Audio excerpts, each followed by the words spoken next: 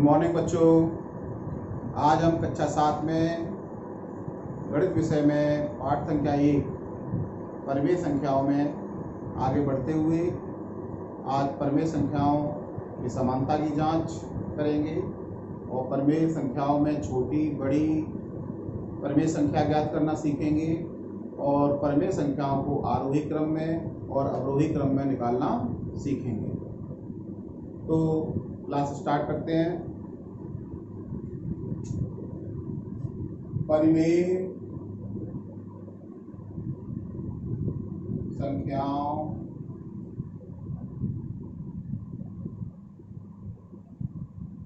के समानता की जांच।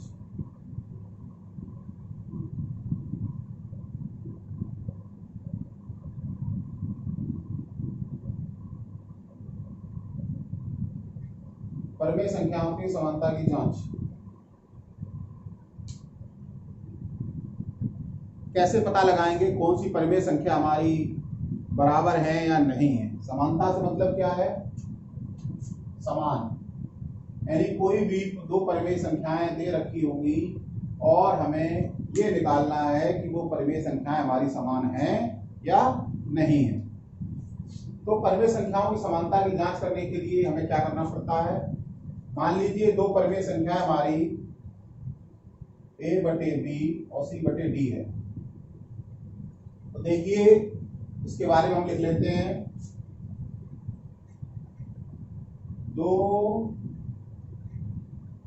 परिमेय संख्याएं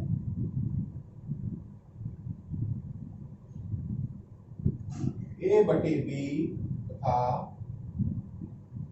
c/d समान होंगी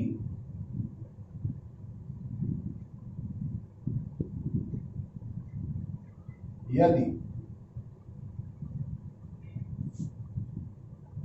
a b बराबर b c,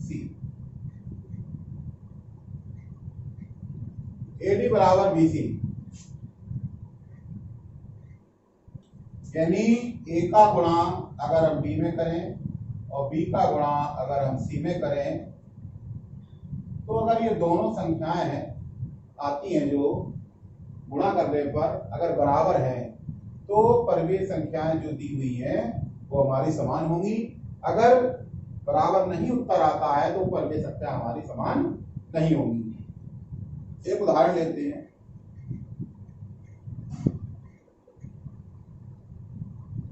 -3/4 तथा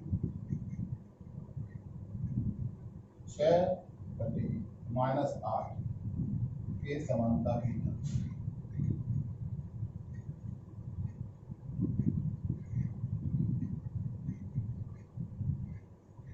हमको पता लगाना है कि -3/4 और 6/-8 ये दोनों परिमेय संख्याएं हमारी समान हैं या नहीं है। तो देखिए इसके करने का तरीका क्या है? वही तरीका है जो हमने अभी बताया था। इसमें -3/4 इसको मान लिया p/q है, सॉरी a/b है और 6/-8 को मान लिया ac/d, यानी a बराबर क्या है? -3, b बराबर 4 और यहाँ c बराबर 6 और d बराबर -8। तो हम सूत्र में क्या लगाएंगे? a गुणा d निकालेंगे। a गुणा d निकालते हैं पहले। a गुणा d क्या है? a बराबर क्या है? -3 गुणा और d बराबर क्या है? -8। हमारा कितना उत्तर आएगा? 8 दिया 24 और माइनस का गुणा माइनस में करते हैं तो क्या आता है? प्लस और 24। इसी प्रकार हम क्या निकालेंगे? b गुणा c। b कितना है हमारा? 4। c बराबर क्या है हमारा? 6। 4 6 24। देखिए a गुणा d निकाला तो उत्तर क्या आ रहा? +24 यानी 24 और b गुणा c निकाला है तो वो हमारा उत्तर क्या आ रहा है? 24।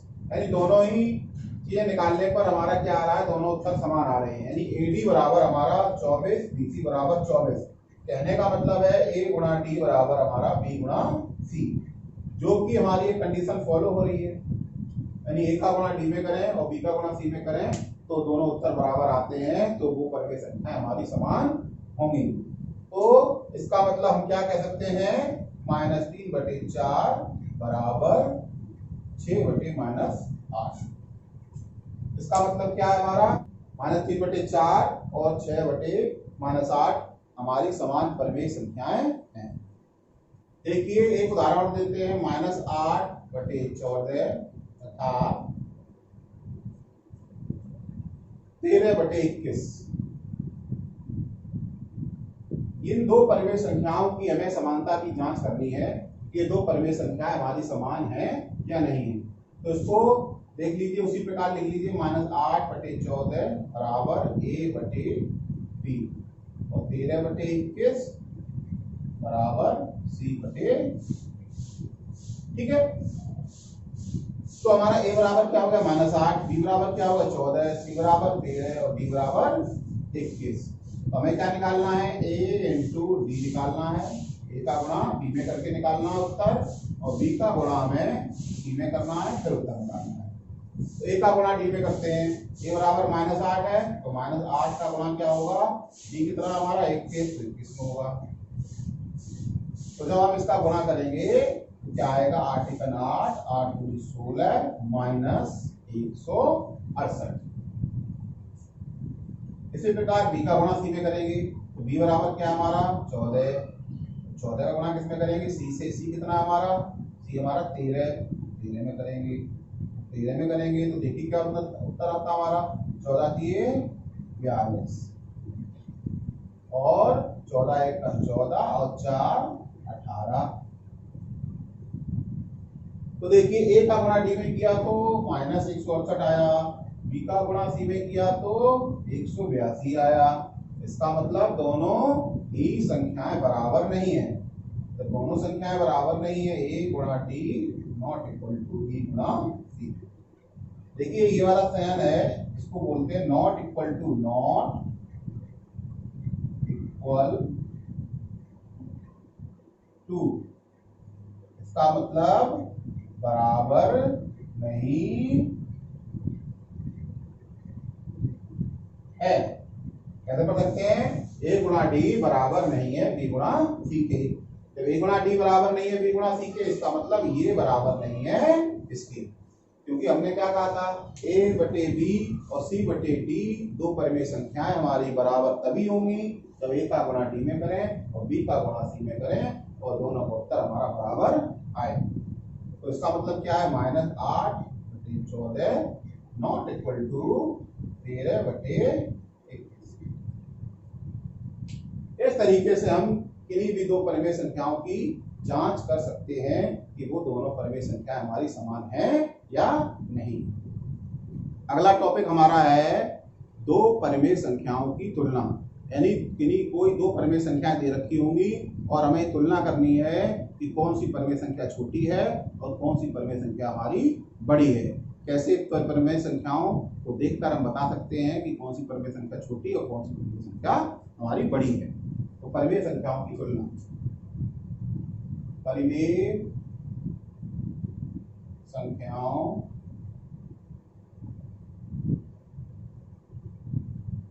की तुलना।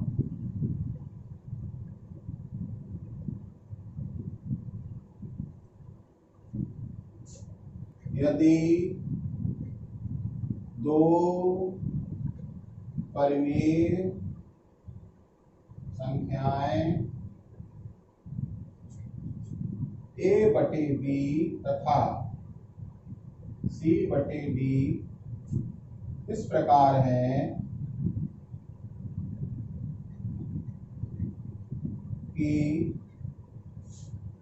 AD is less than BC, तो A/B is less than CD होगा, जहां B तथा D धनात्मक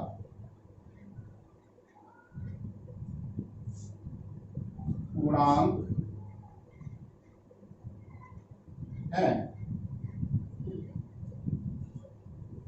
यानी कोई दो परिमेय संख्याएं a बटे बी और c बटे डी इस प्रकार हैं कि a का गुणा हम b में करें और b का गुणा c में करें, तो अगर AD is less than BC तो A बटे B is less than CD। Is less than, देखिए ये चिन्ह है इज लेस देन, क्या बोलते हैं, इज लेस देन, इसका मतलब छोटा है, और ये चिन्ह होता है इज ग्रेटर देन, यानी बड़ा है। तो कैसे पढ़ेंगे, देखिए AD छोटा है BC से, AD छोटा है BC से, इस तरीके से हम इसको हम पढ़ेंगे। एक उदाहरण लेते हैं,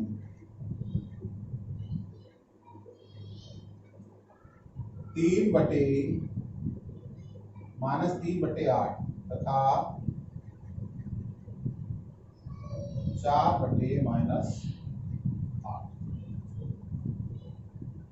देखिए इसमें क्या कह रहा है, सबसे इंपॉर्टेंट लाइन है, दो इंपॉर्टेंट लाइनें हैं। एक तो क्या है, B और D क्या होनी चाहिए, धनात्मक होनी चाहिए। परिमेय संख्याओं के जो हर हैं, ये परिमेय संख्या एक है, इसका हर B है, एक परिमेय संख्या का हर क्या है, D है। यानी दोनों ही परिमेय संख्याओं के हर कैसे होने चाहिए, हमारे धनात्मक पूर्णांक होने चाहिए।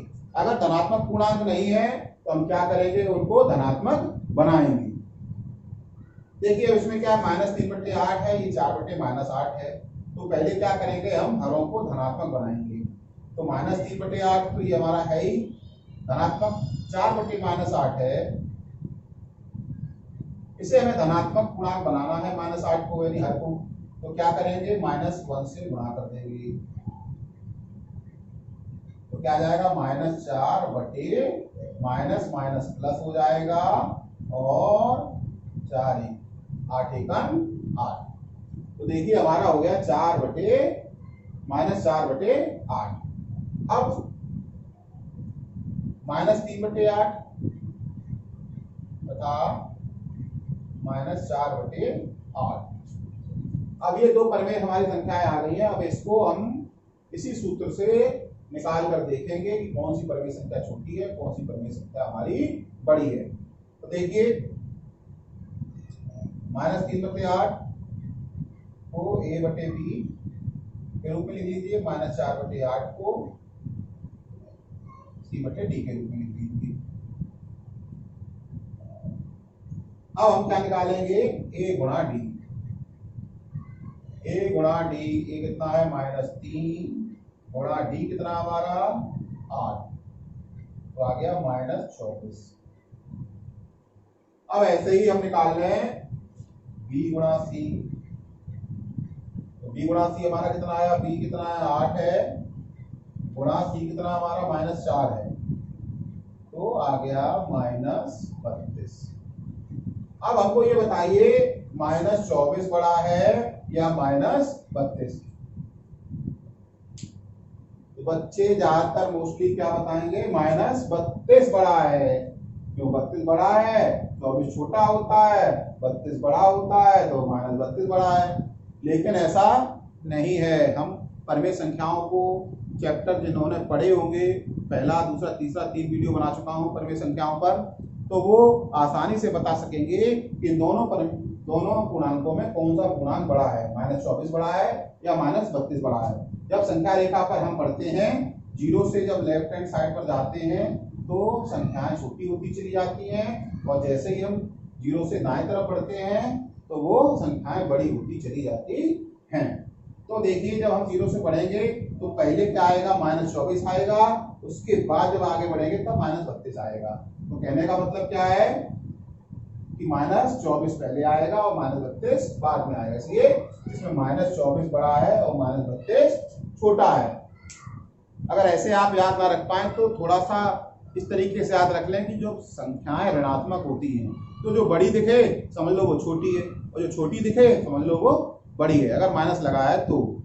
ठीक है, तो हम आसानी से लगा सकते हैं कि भाई माइनस लगा है तो बड़ी वाली छोटी होगी और छोटी वाली बड़ी होगी। तो ये देखिए हमें लग रहा है 24 छोटी है और 32 बड़ी, लेकिन नहीं, माइनस लगा है, इसलिए -32 छोटी हो गई और -24 हमारी बड़ी हो गई।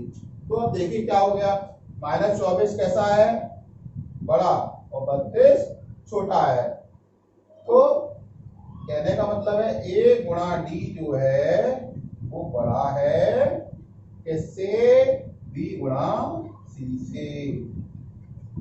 ठीक है, जब A गुणा D बड़ा है B गुणा C से, तो कहने का मतलब -3/8 बड़ा है 4/-8 से। तो -3/8 बड़ा है 4/-8 से। ठीक है, इस तरीके से हम निकाल सकते हैं कौन सी संख्या बड़ी है और कौन सी संख्या हमारी छोटी है। अब हम परिमेय संख्याओं को आरोही क्रम में और अवरोही क्रम में लगाना सीखेंगे। परिमेय संख्याओं को आरोही तथा अवरोही क्रम में लगाना।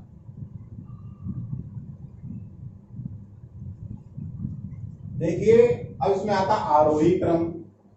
ये आरोही क्रम क्या होता है और ये अवरोही क्रम क्या होता है।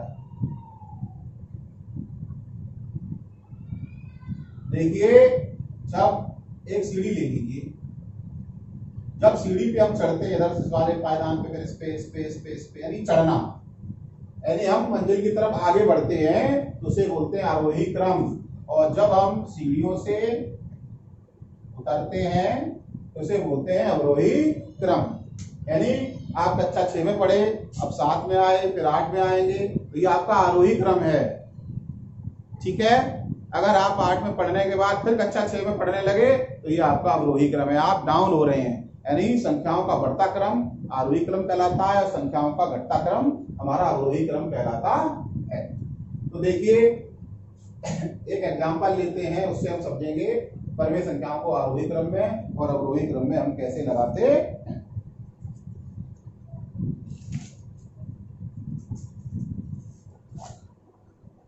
-7/9 -5/21 2/-3। इसको देखिए हम आरोही क्रम में लगाते हैं। ठीक है, आरोही क्रम में लगाने के लिए अब क्या करेंगे, सबसे पहले तो हम हरों को, जितने भी इनके हर हैं उन्हें धनात्मक बनाएंगे। तो देखिए -7/9 का हर धनात्मक है, इसका भी धनात्मक है, इसका धनात्मक नहीं है, तो 2/-3 का हर धनात्मक बनाने पर,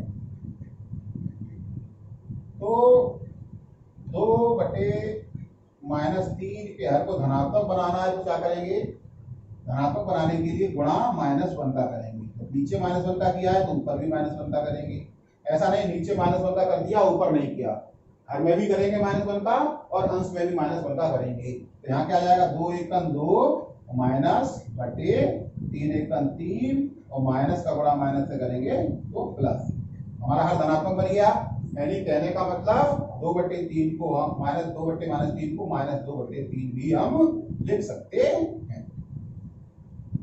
ठीक है, अब -7/9 -5/21 और -2/3, अब इसमें क्या करेंगे, इनके हरों को बराबर करेंगे हम, इनके हरों को हम बराबर करेंगे। तो बराबर हर कैसे करते हैं, हरों का लासापा लेकर, यानी 9, 21 तथा 3 का लासापा लेने पर। देखिए हमें लासापा निकालना आता है, कैसे निकाले, 9, 21 और 3 तरफ का 9, 3 सत्ते 21, 3 एकन 3, 3 एकन 3, 7 की 7, 7 में भाग जाता नहीं है तो 7 को ऐसे लिख देंगे और 1 ही पहले ही आ चुका है। अब 7 1 1 1, 7 एकन 7 होता है, 1 1 1 आ गया तो लासापा लेने पर हमारा लासा क्या आया 3 गुणा 3 गुणा 7, 3 3 का 9 7 63।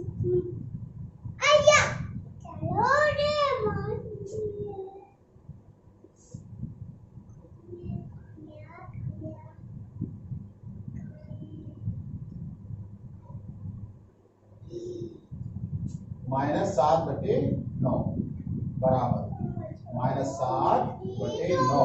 अब हमें क्या करना है, हर को 63 करना है, तो हर को 63 करने के लिए क्या करेंगे, हम 7 का गुणा करेंगे, 9 7 63, 7 में नीचे गुणा किया है तो 7 में हम ऊपर वाला भी करेंगे, नहीं करेंगे तो बेईमानी हो जाएगी और गणित में बेईमानी करना नहीं सिखाता है। 7 सत्ते 49 माइनस का बटे 9 7 63। इसी प्रकार -5/21 इससे करेंगे 3 से गुणा करेंगे, 21 दिया 63 होते हैं तो 3 से ऊपर भी करेंगे तो -5 15/21 दिया 63। ठीक है, अब -2/3, अब -2/3 में इसको भी 63 करना है तो 21 का गुणा 3 से किया था 63 आया था ना, तो अब इसमें 21 का गुणा करेंगे तो ऊपर भी 21 का गुणा करेंगे तो 21 दूनी 42, इसका आएगा माइनस का 21 दिया। अब देखिए तीनों परमेय संख्याओं के हरों को हमने 63 कर लिया है।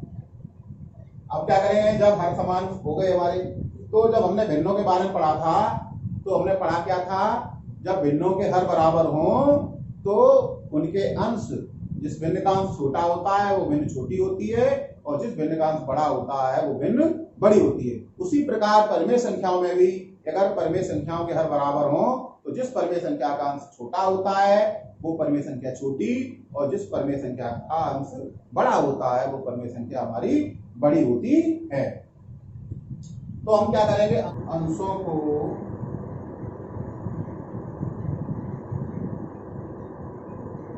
आरोही क्रम में लगाने पर, अब देखिए आरोही क्रम में लगाना है तो देखिए इसमें -49 -15 और -42, इसमें कौन सी संख्या छोटी है, तो इसे पता लगाने के लिए तो देख लीजिए इसमें सबसे बड़ी संख्या दिख कौन सी रही है, 49 दिख रही है, तीनों ही संख्या हमारी माइनस की है तो जो बड़ी होगी जो दिख रही है वो छोटी है, यानी 49 संख्या जो है ये माइनस की 49, ये हमारी कैसी है, छोटी। और इससे बड़ी कौन सी होगी हमारी, माइनस के 42, इससे बड़ी कौन सी होगी, माइनस के 15। संख्या रेखा पर जब हम चलेंगे तो पहले -15 आएगा, फिर और आगे बढ़ेंगे -42 आएगा, फिर और आगे बढ़ेंगे -49 आएगा। तो संख्या रेखा पर जैसे ही लेफ्ट साइड पर बढ़ते हैं संख्याएं छोटी होती चली जाती हैं। तो -49 हमारी छोटी, उससे बड़ी -42, उससे बड़ी -15। तो कहने का मतलब है सबसे छोटी संख्या ये है, तो इसका मतलब -7/9 सबसे छोटी परमेय संख्या होगी। और उसके बाद -42 है तो इसका मतलब -2/3 हमारी उससे बड़ी होगी, और उससे बड़ी हमारी कौन सी है, -15 -5/21। अब देखिए -2/3 ये किसके बराबर थी, 2/-3 के। तो जो हमारे प्रारंभ में प्रश्न दे रखा था वो 2/-3 था, क्योंकि -2/3 और 2/-3 दोनों ही बराबर परमेय संख्याएं होती हैं। तो कहने का मतलब -7/9 छोटा है 2/-3 से, 2/-3 छोटा है -5/21 से, यानी -7/9 is less than 2/-3 is less than -5/21। इस प्रकार हमने दी गई 3 परिमेय संख्याओं को आरोही क्रम में लगा दिया। अगर हमें अवरोही क्रम में लगाना होता तो घटते क्रम में लगाते, पहले -5/21, फिर 2/-3, फिर -7/9। तो हमें घटते हुए क्रम में लगाना था।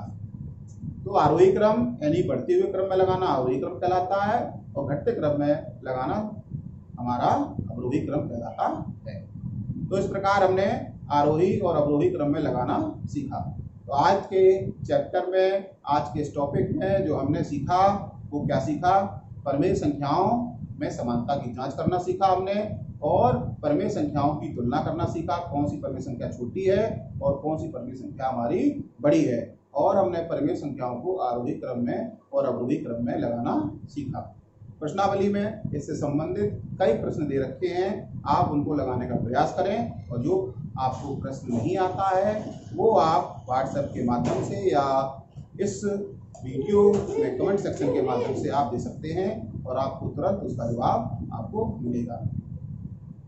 उम्मीद करता हूँ ये वीडियो आपको समझ में आया होगा, और इससे संबंधित जो भी परेशानी है वो हमें कमेंट सेक्शन में बताएं। वीडियो को ध्यान से देखें और साथ ही साथ नोट्स बनाते जाएं, जिससे आपको आगे आने वाले समय परेशानी का सामना नहीं करना पड़ेगा, और आपकी स्टडी रेगुलर चलती रहेगी, जिससे आगे आने वाले एग्जाम्स में आपको दिक्कत नहीं होगी। वीडियो देखने के लिए धन्यवाद। Thanks for watching.